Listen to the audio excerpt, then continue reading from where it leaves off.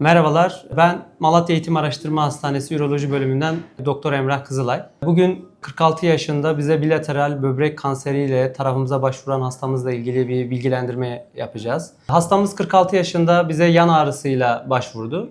Yapılan tetkiklerde her iki böbreğinde de kitle olduğu görüldü. Bu tabii her iki böbreğinde kitle olması daha önceki eski durumlarda bu böbrekler tamamıyla alınıp hasta diyalize mahkum oluyordu. Ancak yeni güncel tedavilerle birlikte, böbrek koruyucu cerrahilerle birlikte artık güvenle bu kitleleri alıp böbreğin kalan kısmını koruyabiliyoruz. Hastamızı öncelikli olarak sol böbreğindeki bu daha çok böyle daha ilerlemiş olan böbreğini açık yöntemle parsiyel nefrektomi dediğimiz bir uygulamayla sol böbreğinden ameliyat ettik. Başarılı bir sonuç alınca bir ay sonrası hasta toparlayınca da daha sonrasında diğer sağ böbreğine bu sefer kapalı laparoskopik parsiyel nefrektomi operasyonunu gerçekleştirdik. O kitlesi biraz daha dışarıya yakındı. Her iki böbreğini de bu şekilde böbrek koruyucu cerrahilerle korumuş olduk.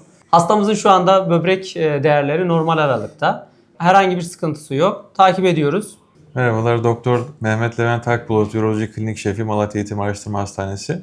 Böbrek kanseri ameliyatlarında erken tanı, erken teşhis her zaman önemlidir ve hayat kurtarıcıdır. Hastalarımız bu cerrahileri olduktan sonra bu hastalığı hiç yakalanmamış gibi hayatlarına devam edebilmektedirler. Klinimizde de bu tür ameliyatlar başarıyla yapılabilmektedir. Burada da yine örnekte gördüğümüz hastamızda her iki böbreğinde olan bir kitle malign karakterde, kötü huylu karakterde olmasına rağmen tamamen çıkarılıp temizlenmiş. Hastamız hayatına eskiden olduğu gibi sağlıklı bir şekilde devam etmektedir.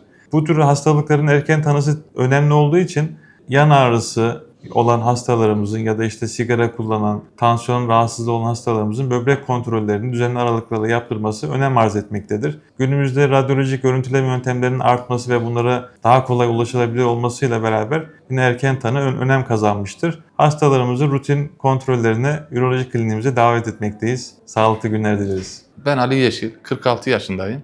Yanlarım ağrıdı, hastaneye geldim. Hastanede böbreklerimde kitle olduğunu söylediler doktorlarımız. Başarılı bir ameliyatımız geçti. Şu an araştırma hastanesinde çalışan tüm doktorlarımıza, hemşirelerimize hepsine de teşekkür ediyorum.